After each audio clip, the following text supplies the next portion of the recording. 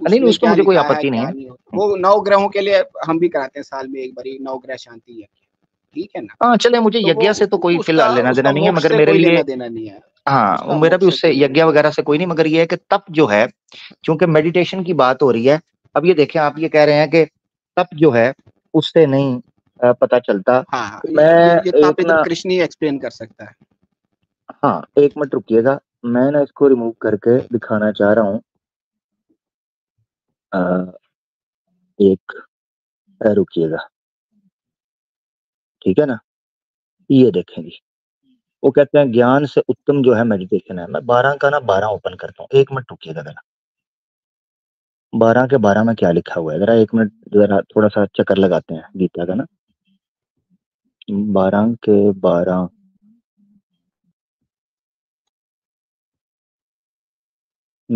Sorry आगे आ गया हूँ। 12 12 जी,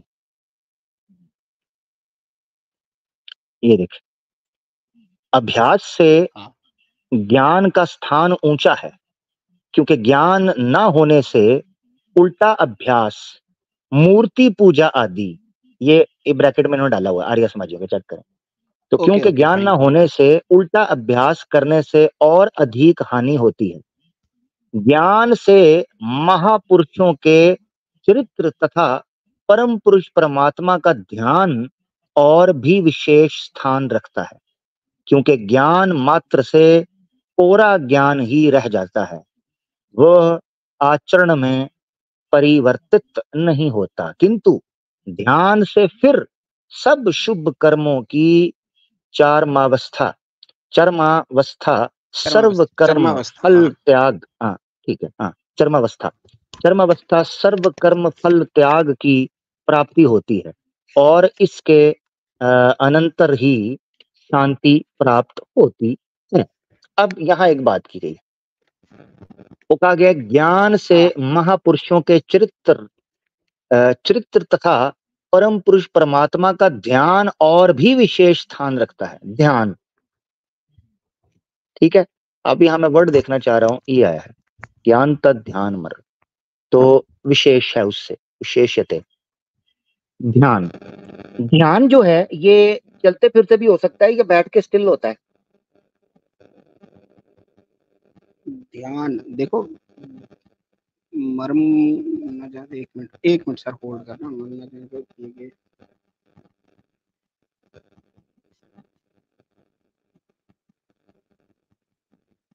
अब इधर जो ध्यान श्रेष्ठ है उसमें ध्यान, अब ये मैं कुछ कह नहीं सकता अब इसका, इधर ध्यान का क्या मतलब है। हाँ ये मैं जानना चाह रहा हूँ जरा, ये जरा मुझे बताते जाएं ताकि मुझे समझ आ जाए ना। ध्यान को श्रेष्ठ बोला, अब ध्यान ये किसको कहता है, फुर्सत के पल बोलता है या ध्यान उसके लिए यूज हुआ है कि जो ऑलरेडी एनलाइटेंड हो चुका है। दो कंडीशंस बन जाएंगी, दो तीन कंडीशन जो भी है, क्योंकि त्याग से तत्काल ही परम शांति होती है। त्याग ये आत्मा के लेवल पर बोला गया है ना। हाँ मगर ध्यान जो है वो तो आप जारी बात है, उसको ज्ञान से विशेष कहा गया, ध्यान को विशेष हाँ स्थान है, ठीक है। अब ध्यान क्या है ये मैं आपसे जानना चाह रहा हूँ, ये कहीं तप तो नहीं है? ध्यान फिर इधर ये हो सकता है कि जब एक आदमी एनलाइटेंड होता है तो फिर वो हम्म। ध्यान में बैठता है, ठीक है। जैसे जैसे बुद्ध को जो ध्यान ज्ञान हो गया, फिर वो चौकड़ी मार के बैठ गया, वो उससे यानी एनलाइटमेंट के बाद का पोस्चर यानी है ध्यान के लिए, जिसकी मूर्ति। सॉरी सॉरी मेरी बात सुने, आपकी आवाज कम आ रही है। यानी ध्यान के लिए ओके, एक जगह पर बैठना जरूरी है? नहीं ध्यान, ये ये जो ध्यान को बोल रहा है ना, सुपीरियर है टू ज्ञान, हम्म। ये बोल रहा है ज्ञान से सुपीरियर है ध्यान। ज्ञान ज्ञान है कि नॉलेज, मुझे नॉलेज है गॉड एग्जिस्ट करती है, उसने देखा है। तो ध्यान में जो बैठा है वो गॉड कॉन्शियसनेस में बैठा हुआ है, इसके कहने का चले मतलब है। खैर इसको ना थोड़ा पढ़ना पड़ेगा, पहले के एक दो श्लोक चले आगे पढ़े पीछे की पढ़े, पूरा ठीक हो गया। कॉन्टेक्स्ट। यदि चले इसको हटाते हैं, हम आगे बढ़ते हैं। बहुत शुक्रिया अमित भाई, इसको आप पढ़िएगा। आगे 13 प्रोग्राम्स इंशाल्लाह अल्लाह के हुक्म से होने वाले हैं। आज एक हो गया तो फिर बहुत कुछ गीता के बारे में पढ़ने को, सीखने को, सुनने को, देखने को मिलता रहेगा। ठीक है भैया अमित भाई, ठीक है आप सर, कुछ कहना चाहते ठीक हैं है। अपना कंक्लूजन के तौर पर? जरूर कह लें, फिर इजाजत लेंगे। जी भाई। नहीं नहीं, ठीक है, थैंक यू वेरी मच, आपने टाइम दिया। जो मैं कहना चाहता था वो मैंने बोल दिया। बस मेरा यही कहना था, जो गीता कही गई है वो एक आत्मा के लेवल पे कही है। इसकी कमेंट्री हिंदुओं को भी नहीं पता है उन दोनों के बीच में क्या हुआ है एक्चुअली, ये कोई सिद्ध पुरुष ही बता सकता है। ऐसे ये नॉर्मल आदमी पढ़ेगा ना, वो कंफ्यूज होगा, क्योंकि उसने आत्मा अपनी देखी नहीं है ना। ये आत्मा के लेवल पे बोला गया है। Thank you sir, thank you very much. Okay, thank you so much, thank you so much Amit भाई, thank you so much. Amit भाई दोस्तों हमारे साथ थे, और अमित भाई बता रहे थे कि गीता जो है उसको कोई भी हिंदू एक्सप्लेन नहीं कर सकता, ये वो बोल के गए। सच वाला हिंदुओं की जेब पर डाका डालने के लिए, क्योंकि व्यूअरशिप कोई नहीं रही, देख कोई नहीं रहा, लोग अब बोर हो चुके हुए हैं। मैं ऑनेस्टली आपको बताऊं, हिंदू बोर हो चुका हुआ है। हिंदू को अब मजा नहीं आ रहा, क्योंकि जो इतराजात थे या तो उनके जवाबात आ चुके हुए हैं, या वो इतने हल्के हो चुके हुए हैं। इस्लाम पर जो ये इतराज उठाते हैं, इतने हल्के, इतने बोधे और इतने एम्प्टी हैं कि अब हिंदू भी ठंडे हो। उनको पता चल गया यार, और जो निकलना था निकाल लिया, पूरा जोर हमने लगाया, पैसा फेंक, फलाना कर, ये कर, हुआ तो कुछ भी नहीं। इधर से हम एक्स मुस्लिम्स की फौज तैयार करने का सोच रहे थे, उधर हम स्ट्रीम्स पे देखते हैं लोग इस्लाम कबूल कर रहे हैं, तो ये तो लेने के देने पड़ गए सोशल मीडिया के ऊपर। उनको ये था कि सोशल मीडिया पे सिर्फ उनका कंट्रोल है। उनको ये भूल गया था कि सोशल मीडिया तो फिर जारी बात है, वो सारे आ जाएंगे। उन्होंने जब अपनी आंखों से देखना शुरू किया ना, यहाँ तो लड़कियों ने, लड़कों ने, नौजवानों ने इस्लाम कबूल करना शुरू कर दिया है। उन्होंने कहा ये तो लेने के देने पड़ गए हैं, इनसे जान छुड़वाओ, इन्होंने तो पैसा कमा के अपनी याशी करनी है। कोई जनाब किधर घूम रहा है, कोई किधर घूम रहा है, कोई किधर घूम रहा है, इन्होंने तो अपनी याशियां करनी है, जनाब हमारी जान छुड़वाओ, हम किधर फंस गए। ये बात हुई है मेरा भाई। ठीक है जी।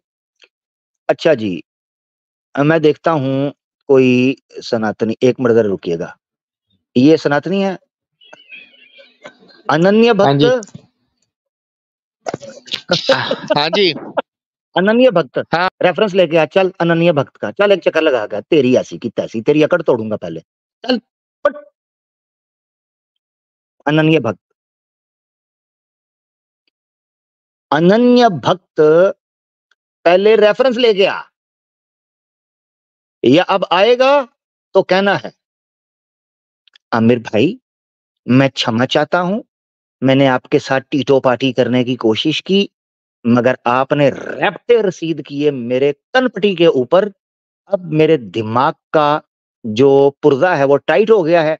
अब प्लीज आमिर भाई आप मुझसे बात कर सकते हैं। यूं मैंने पहले तुम लोगों को कहा था, जिस सनातनी और इस्लामोफोब के दिमाग के अंदर खुमार और गर्दन में सरिया है, पहले वो तोड़ूंगा मैं, उसके बाद शास्त्रों की बात होगी। बात होती है इंसानों से, जानवरों से बात नहीं होती। जानवरों को ठुड्डे मारे जाते हैं, ठोका जाता है, ठुकाई की जाती है, पिटाई की जाती है, धुलाई की जाती है, रगड़ाई की जाती है, हाँ, पेलाई की जाती है, फिर उसके बाद पकाई की जाती है, फिर उसके बाद दावत की जाती है, हाँ, उसके बाद डकार आता है और सब चीज फ्लश हो जाती है। बस इतनी सी बात है। जानवरों को हम नहीं इतना कुछ स्टेटस देते। हाँ, धन्यवाद। इसे लगता है ये आज आएगा तो आज आके ना मैं अपने तरीके से फिलोसफर यहां बनूंगा। ना बेटा, तेरी फिलोसफी पहले मैं तोड़ूंगा। तू यहाँ झुंझुना बजा के जो भागता रहा है, तेरा झुंझुना मैं सही से बजवाऊंगा। हाँ, तो अनन्य भक्त का रेफरेंस लेके आ, चल उसके लक्षण क्या होंगे जल्दी से, और लाने गीता से हैं। चल भाग जा यहां से, बदमाशियां कर देना मेरे नाल। हाँ, मैं देख लूं कोई इंसान भाई आए हैं कि नहीं आया। विष्णु भाई हैं। विष्णु भाई कैसे हैं? ठीक है नमस्कार विष्णु भाई, स्वागत है। आवाज मेरी आ रही है क्या आमिर भाई? जी जी आ रही है। देखो ऐसे, ये इस तरह के सनातनी चाहिए, अमित भाई जैसे, विष्णु भाई जैसे, मोक्ष जैसे, ये है सनातनी जो हिंदुस्तान का परिचय देते थे।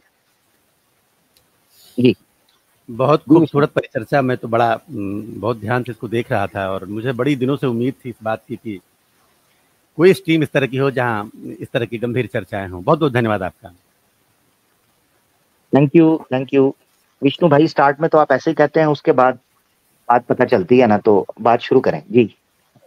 नहीं, जो चीजें अच्छी हैं उनकी तो उनकी प्रशंसा होनी चाहिए। स्पेशली जो आपने जो वर्सेस चुन चुन के लाए, जो रेफरेंसेस आपने लाए, बड़ी मेहनत करी, प्रेजेंटेशन तैयार किया। और कुरान के बारे में आप बात करेंगे? अभी तो विष्णु भाई मैं शुरू हुआ हूँ।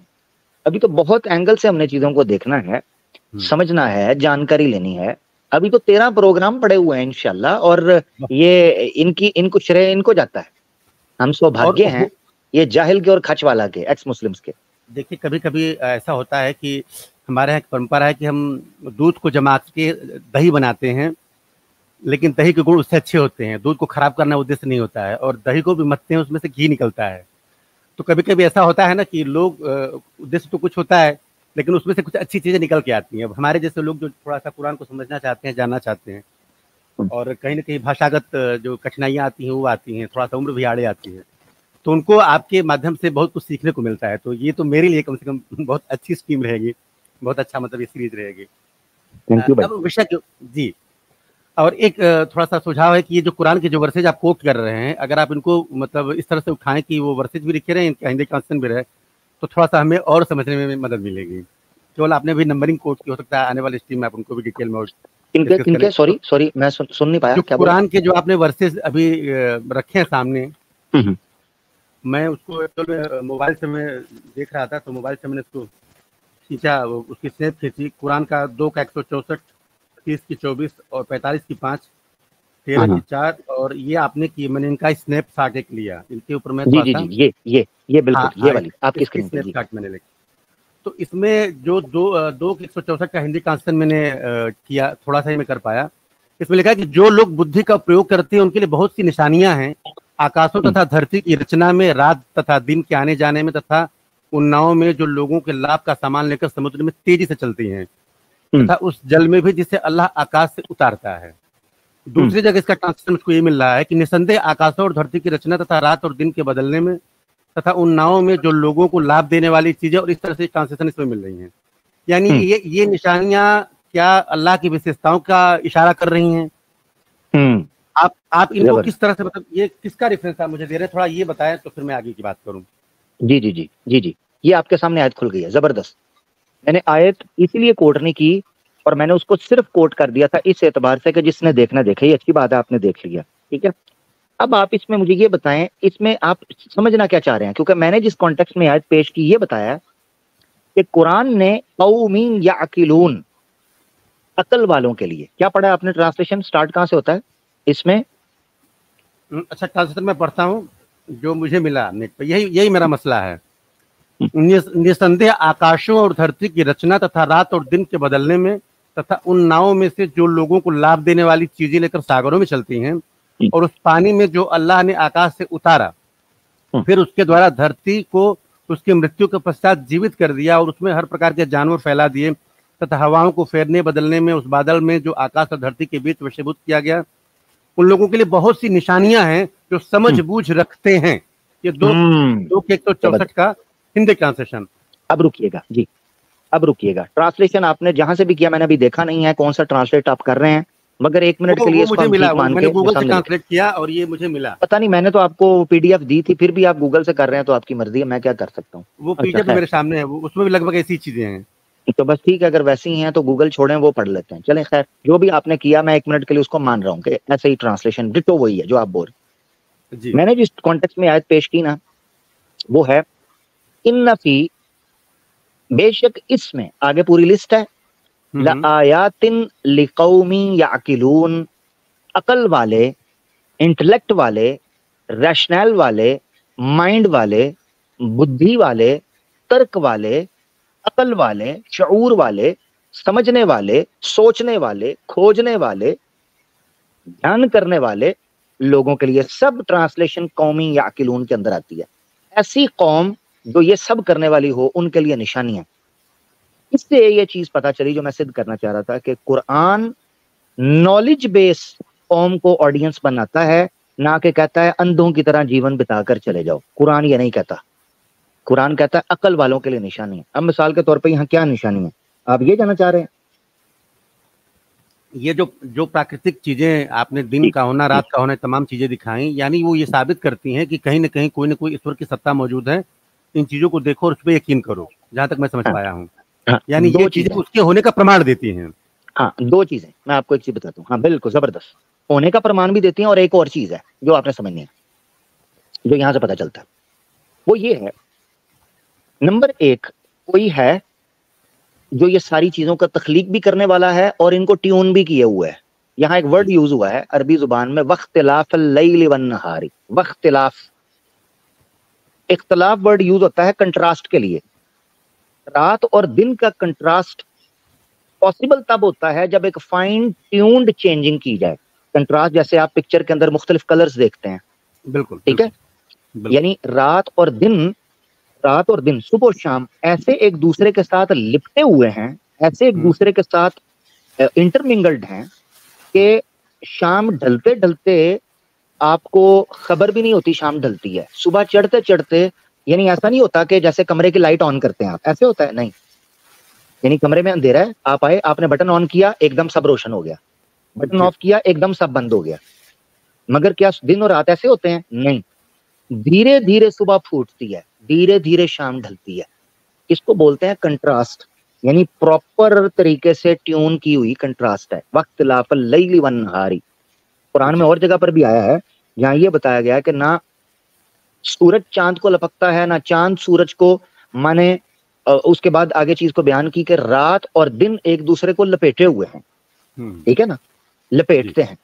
युकव्विरुल लैला, युकव्विर, कव्वरा युकव्विरु, तकवीर कहते हैं किसी चीज का लपेटना, लेयर्स बना, ऐसे जैसे कपड़े को लपेटते हैं या किसी चीज को लपेटते हैं, ऐसे लपेटते हैं एक दूसरे के साथ, सर्कल में चल रही है। वख्तिलाफल है, ये चीज जो है बेसिकली कॉस्मोलॉजी को एड्रेस करती है, जिस सेंस के अंदर हमें समझना चाहिए कि हम अपने इर्द गिर्द होने वाली इन चेंजेस को न सिर्फ ये कि किसी होने की वजह से पढ़ें, बल्कि स्टडी करें, इसमें पता चले। दूसरी चीज, वल फुल्किल लती तजरी फिल बहरी बिमा यनफउन नास, वो कश्ती, वो शिप जो समुद्र में चलती है जिससे लोग फायदा उठाते हैं, स्टडी करें।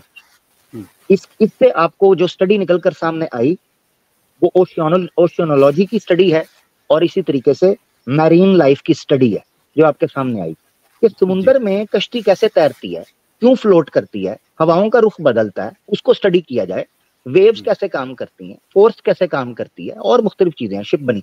अब देखें आज पूरी दुनिया के अंदर उस एक बाकायदा पूरी तरक्की की गई है, उस हवाले से पूरी इंडस्ट्री खड़ी है। वमा अंज़लल्लाहु मिनस समाई मिन माइन, और जो ऊपरी जानिब से, आसमान से, ऊपरी जानिब यहां बोला जाएगा, मिनस समा, मिम्मा इन, पानी का कुछ हिस्सा। इससे ये चीज पता चली, यह दकीक नुक्ता है जिसको समझना अरबी जुबान में। विष्णु प्रभाकर भाई, यहाँ एक वर्ड यूज हुआ है, व अंज़लल्लाहु मिनस समाई माअन, ये लफ्ज भी आए हैं, मगर इस आयत के अंदर आया है वमा अंज़लल्लाहु मिनस समाई मिम्मा इन। ये मिन तबईजी, तबईजी का मतलब होता है अरबी ग्रामर के अंदर जुज। इससे पता चलता है कि आज जो वेदर को पढ़ने वाले, फोरकास्ट को पढ़ते हैं, उसके लिए एक टर्म ज्यादा यूज होती है, मेरे ध्यान से भी स्किप की हुई है। क्या उसके लिए टर्म यूज होती है जो वेदर को स्टडी करते हैं? यार वो डिपार्टमेंट क्या काम करता है? मौसमों की भविष्यवाणी करते हैं जो, हाँ, मौसमों की भविष्यवाणी, उसके लिए एक यूज होता है। मुझे एक मिनट देखना होगा, वेदर को जो लोग स्टडी करते हैं, यार मुझे देखना पड़ेगा। मौसम वैज्ञानिक बोलते हैं, मीटेरोलॉजिकल। अच्छा, मीटेरोलॉजिकल, हाँ, मीटेरोलॉजिकल डिपार्टमेंट जिसे बोलते हैं। मीटेरोलॉजिकल डिपार्टमेंट जो होता है ये मौसम को स्टडी करता है। मेट्रोलॉजी, जी थैंक यू। मेट्रोलॉजिकल, जी एक रेफरेंस आपने और दिया जी जी, पहले मैं कर लूं कि आपने जो कह रहे थे कि इसमें क्या निकलता है, तो आपको डिटेलिंग पता चलेगी। एक एग्जांपल और मैं नोट कर पाया, 30 की 24 कहती है, और उसकी निशानियों में से, और यार एक ले लेना पहले, विष्णु भैया से ज्यादा ना करें, एक ले लें। ठीक है, क्योंकि ये भी उसी दूसरी आयत पे जंप कर रहे हैं, मुझे पहले आयतें तो रखने दे, पूरी मुझे रखने तो दें, आप उसके बाद रखिएगा। हाँ, मुझे आपने पूछा था कि क्या मकसद है, प्लीज। यहाँ पर वमा अंज़लल्लाहु मिनस समाई मिम्मा इन आया, इसको मैं हाईलाइट करना, मेरे नजर में ट्रांसलेशन हटा दूं, कर दूं। ये जो वर्ड है, ये अरबी जुबान, वमा अंज़लल्लाहु मिनस समाई माअन भी आया है, ठीक है, मगर यहाँ जो मिन आया है ये नुक्ता है। मिसाल के तौर पर आज हमें वेदर की स्टडी से ये चीज पता चली है कि जितना पानी एवेपोरेट होके बुखारात बनता है, ठीक है, एवेपोरेट होता है, एवेपोरेट होने के बाद क्लाउड्स की शक्ल इख्तियार करता है, वो सारा रेन बन के बरसेगा ये जरूरी नहीं है। उसमें से कुछ हिस्सा रेन बनता है, कुछ हिस्सा फिर फैल जाता है एटमॉस्फेयर के अंदर पार्टिकल्स की शक्ल में, नमकियात की शक्ल में फैल जाता है, कुछ है जो बारिश की सूरत में नीचे आता है। अब यहां जो वर्ड इस्तेमाल हुआ है मिम्मा इन, इससे ये चीज पता चलती है कि जो बारिश आप पर बरस रही है ये सारी की सारी बारिश नहीं बरसी, बल्कि इसमें कुछ हिस्सा है जो क्लाउड्स की शक्ल के अंदर फैल गया, ट्रेवल कर रहा है। यही वजह है कि कई दफा वेदर फोरकास्ट आपको बताता है कि बारिश होगी, मगर बादल आपके ऊपर से गुजर जाते हैं, नहीं बरसते हैं। इसी तरीके से कुछ बरसते हैं, कुछ बादलों की शक्ल इख्तियार कर जाते हैं। अब यहाँ दूसरा नुक्ता आया फ़अहया बिहिल अर्ज़ बअद मौतिहा। अब ये बारिश होने के पीछे रीजन है इकोसिस्टम है। ये बारिश वापस घूमती है, जमीन पे गिरती है, बंजर जमीन को आबाद करती है, हरियाली पैदा करती है। वबस्सा फीहा मिन कुल्लि दाब्बतिन, और फिर इसी हरियाली की वजह से आपको गौ माता घूमती दिखाई देती है, दूसरे चरिंद परिंद जानवर दिखाई देते हैं। जहां आपको हरियाली दिखाई देती है वहां चरिंद परिंद और जानवर भी जरूर बसते हैं, फैलते हैं वहां पर। व तसरीफ रियाह, हवाओं का चलना, व सहाबिल मुस्तखरी बैन अस्समाई, और आसमान और जमीन यानी ऊंचाई और जमीन भूमि के बीच में लटके हुए बादल भी आपको स्टडी के लिए पढ़ते हुए दिखाई देते हैं। आयातुन लिकौमिन याकिलून, ये अकल वाले लोगों के लिए निशानी है। ये मैंने इसलिए पेश की थी कि कुरान ब्लाइंडनेस की बात नहीं करता, बल्कि कुरान ऐसे दलाइल पेश करता है जो प्योरली नॉलेज की बेस के ऊपर है, आपके इर्द गिर्द की स्टडी है। मैं बोरिंग नहीं बनाना चाहता, आप आगे बोल दें भाई। अच्छा, आपकी आवाज थोड़ी सी डिस्ट्रैक्ट हो रही है। मैं माजरत चाहता हूँ, शायद कोई नेट का मसला चल रहा है कुछ। हाँ, अब ठीक होने लगी, अब सही आने लगी। जी जी जी, 30 की 24 आवाज का कोई मसला हो रहा है, कोई बात नहीं जी, आप बात अब ठीक है, अब ठीक है, अभी ठीक है। 30 की 24 से कह रही है, और उसकी निशानियों में से यह भी है कि वह तुम्हें भय और आशा के लिए बिजली दिखाता है और आकाश से पानी उतारता है और फिर उसके द्वारा धरती को उसके मृत हो जाने के बाद जीवित कर देता है। निसंदेह इसमें उन लोगों के लिए बहुत सी निशानियां हैं जो समझते हैं। यह भी लगभग वैसी ही कुछ मिलती जुलती बातें हैं जो 2 की 164 में कही गई है। जी हाँ, आप आज कुरान आपको सिखाएंगे, समझाएंगे। भगवत गीता तो पहले एक बंदा बोल गया, किसी के पास की बात नहीं है। ठीक है ना, सीधे हम उसी के ऊपर शिफ्ट होंगे। हम चाह रहे थे कि आप अपना मुकदमा रख लें। जी जी जी, मेरा मुकदमा तो सब सामने है, सूरह अर्रोम है, ठीक है, आयत नंबर 24 है। वमिन आयातिही युरीकुमुल बर्क खौफन व तमअन व युनज़्ज़िलु मिनस समाई माअन फयुहयी बिहिल अर्ज़ बअद मौतिहा। इन बिल्कुल वही है, यानी आपको वो सिस्टम बयान किया गया है जिस तरीके से बारिश बरसती है। जब वो कड़का होता है तो लोग उससे खौफ करते हैं, कुछ लोग उससे रोशनी हासिल करते हैं, ठीक है, कुछ लोग और तरीके से मामलात करते हैं उस रोशनी। वयुनज़्ज़िलु मिनस समाई, उस बारिश के नतीजे में जो पानी उतरता है वो जमीन को आबाद करता है। एक सर्कल है इकोसिस्टम का, ठीक है। यानी लोग बेसिकली होता क्या था, ये क्यों बयान किया, इसके पीछे एक रीजन है। बारिश को और कड़के को, या कड़के के बारे में, ये जो बर्क ये थंडर होता है जो, इसके बारे में कई दफा पैगन कल्चर के अंदर ये हमें खबरें मिलती हैं, चाहे वो मक्का के हों, चाहे वो हिंदू पैगन्स हों, चाहे वो ग्रीक हों। यानी सनातन के पैगन्स जो थे वो इंद्रदेव को मानते हैं कि जो वो कड़का मारता है और उसका हथियार है बिजली का कड़का और इंद्रदेव। इसी तरीके से ग्रीक के अंदर थॉर मिलता है आपको, और कई मिथ्स मिलते हैं इस वाले। मुशरिकीन के हाँ भी ये चीज मानी जाती है, कड़का जो है ना जनाब, ये कोई देवी देवता है, कोई इस तरह की चीज है ये मामला कर। कुरान ने इस मिथ को तोड़ा और इस मिथ को तोड़कर ये बयान किया कि ये इकोसिस्टम का हिस्सा है। जब बादल कड़कते हैं उसके बाद बारिश आती है और बारिश से जमीन आबाद होती है। लिहाजा ये किसी देवी देवता से डरने की जरूरत नहीं है, क्योंकि देवी देवता नहीं है, बल्कि ये इकोसिस्टम है अर्थ का, जो इसके सर्वाइवल के लिए, इसके हैबिचुअल होने के लिए जरूरी है। ठीक हो गया मेरा भाई? जी जी, भगवत गीता पे आप कुछ कहना चाहें जरूर कह लें। हाँ, कुरान तो हमने आपको सिखा दिया, अब हमें भगवत गीता सिखाएंगे। जी बिल्कुल, बड़े शौक से। अच्छा देखिए, ये दोनों वर्सेस कुरान के आपने सामने रखे और आपने कहा कि ज्ञान को जो है प्रेफरेंस देता है कुरान। ये आपका मतलब ये चीज़ आप स्टेब्लिश करने की कोशिश कर रहे थे, और तमाम आपने आयतें रखी, मैं उनको देख नहीं पाया और मैं उनको फुर्सत से देखूंगा। शुक्रिया आपका रेफरेंसेस देने के लिए। 2 बातें मैं कह करके अभी एक पीडीएफ शेयर करूंगा आपके साथ। देखिए, हमारे यहाँ कहा गया ज्ञान कहते किसको है, पहले इसको समझना जरूरी है, फिर हम गीता क्या कहते इसके बारे में बात करेंगे। एक बड़ा खूबसूरत श्लोक आता है कि शा विद्या सा विमुक्तये, विद्या वह है जो मुक्ति का मार्ग प्रशस्त कर दे। कहाँ कहाँ ये मुझे ना गीता से रेफरेंस देते जाना है जी। ये मैं कह लूं, फिर अभी गीता उठाऊंगा। नहीं गीता रेफरेंस जो आज जो भी रेफरेंस देना गीता अभी रखूंगा, क्योंकि गीता के मुकाबले में कुरान आया है, तो कुरान के मुकाबले में गीता आएगी। नहीं, अभी मैं किसी के मुकाबले नहीं खड़ा कर रहा हूँ, अभी मैं अपनी बात नहीं मैं मुकाबला नहीं कर रहा, एक्स मुस्लिम ने करवाया, तो सनातनी आज जो मातम करेंगे ना या जो बुरा भला कहेंगे वो एक्स मुस्लिम्स को कहेंगे, मुझे नहीं कहेंगे। अभी रखेंगे। तो ज्ञान कहते हैं, विद्या वह है, मतलब ज्ञान वह है। भगवत गीता से दें, भगवत गीता किधर लिखा है? अभी देता हूँ, दे दें, पहले दे दें। मैं ओपन करके स्क्रीन पर लाना चाहता हूँ, जैसे मैंने आपके बोलने पर आयत सामने लेके आया हूँ। मेरे साथ ज्यादती नहीं करें विष्णु भाई, सर बस एक लाइन मुझे बोलने, तो फिर अभी तुरंत रेफरेंस शेयर कर रहा हूँ। शाह विद्या ऐसे करें पहले रेफरेंस शेयर कर। अच्छा ले भाई, आप रेफरेंस ले लें। देखिए मैंने आपने आयत कही, मैं सबसे पहले उसको सामने लेके आया, फिर मैंने ओरिजिनल आयत खोल के आपको समझाया। आपको कोई उस पर संदेह था आप रख सकते थे, आपके पास टाइम। ऐसे नहीं चलेगा कि आप अपनी मर्जी से मंत्र श्लोक पढ़ते रहें। भगवत गीता पढ़नी है जब भी पढ़नी है, क्योंकि मैंने भी फिर कुछ चीजें दिखानी है ना, जारी बात है भगवत गीता। हाँ, मैंने ये चीज सामने रखी। वो देखिए मेरी स्क्रीन आ रही है क्या? किधर है जी? आई है। अच्छा देखिए, अब मैं श्रीमद् भागवत गीता का ये चौथा अध्याय है, चौथे का 33वां। यहाँ से 4-5 श्लोक ऐसे हैं जो आपकी उस बात को प्रतिपादित करते हैं। अब आपने कुरान का रेफरेंस दिया, मैं गीता का सामने रख रहा हूँ। 4 की 33 से कहती है, हे परम तप अर्जुन, द्रव्यमय यज्ञ की अपेक्षा ज्ञान यज्ञ अत्यंत श्रेष्ठ है। यज्ञ की अभी जो आप बात कर रहे थे अभी पिछले कालर से, मैं वहीं से बात उठा रहा हूँ। ज्ञान यज्ञ अत्यंत श्रेष्ठ है तथा यावन मात्र संपूर्ण कर्म ज्ञान में समाप्त हो जाते हैं। आगे देखिए, एक मिनट इसको बताएं, समझाएं इसको, ये क्या कह रहे हैं भला? अभी 2-4 श्लोक कह लो, फिर क्लियर करता हूँ। चलें ठीक। हाँ, थोड़ा सा 5 मिनट का समय लगेगा, लेकिन चीज अच्छी निकल जाएगी। No problem. उस ज्ञान को तू तत्वदर्शी ज्ञानियों के पास जाकर समझ। कभी कभी ऐसी चीज होती है ना कि इल्म हमें पढ़ने पे समझ में नहीं आता। जैसे मैंने कुरान की वर्ष पढ़ी, मुझे समझ में नहीं आई, लेकिन जब आपने एक्सप्लेनेशन दिया ना, तो वो चीज मुझे समझ में आई। वर्ष तो मैंने नोट कर लिए, पढ़ भी लिए, कॉपी भी करके रख लिया, लेकिन मुझे समझ में नहीं आई। उसके लिए मुझे आपकी जरूरत पड़ी, क्योंकि आपका स्पेशलाइजेशन है उस एरिया में। तो यहाँ पे ये वर्ष कहती है कि उस ज्ञान को तू तत्वदर्शी ज्ञानियों के पास जाकर समझ। उनको भली भांति दंडवत प्रणाम करने से, उनकी सेवा करने से और कपट छोड़कर सरलता पूर्वक प्रश्न करने से वे परम तत्व को भली भांति जानने वाले ज्ञानी महात्मा तुझे उस तत्व ज्ञान का उपदेश देंगे। 3 चीजें यहाँ पे हैं। आप प्रश्न करें सरलता पूर्वक, किसी पूर्वाग्रह से रहित होकर के।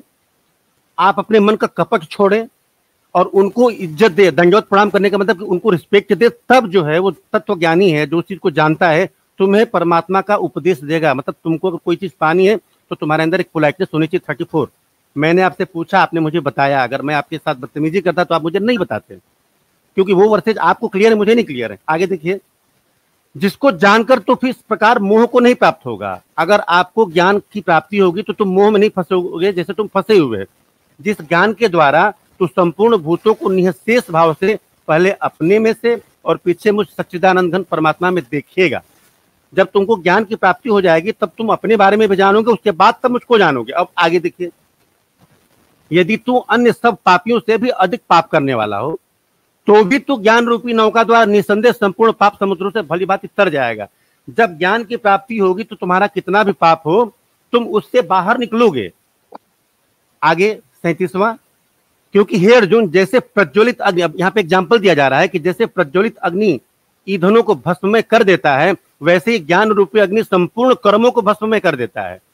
जब व्यक्ति के अंदर ज्ञान की प्राप्ति होती है ना, तो जो कर्म के फल होते हैं वो जल जाते हैं। मतलब व्यक्ति कर्मों में फंसता नहीं है, उसके मुंह से बाहर निकलता है। अब आगे देखिए 38वां, इस संसार में ज्ञान के समान पवित्र करने वाला निसंदेह कुछ भी नहीं है। उस ज्ञान को कितने ही काल से कर्मयोग के द्वारा शुद्धांतकरण द्वारा मनुष्य अपने आप ही में आत्मा में पा लेता है।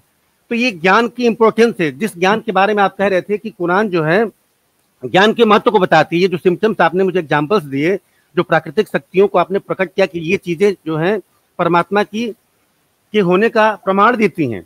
श्रीमद् भागवत गीता के वर्षिज वही कहते हैं कि जब तक व्यक्ति के अंदर अज्ञानता रहती तब तक वो अंधकार में फंसा रहता है, तब तक वो परमात्मा के स्वरूप को जान नहीं सकता है। उसको जानने के लिए ज्ञान का जो यज्ञ है वही एक ऐसा रास्ता है जो उसको इनलाइटमेंट की तरफ लेकर के जाता है।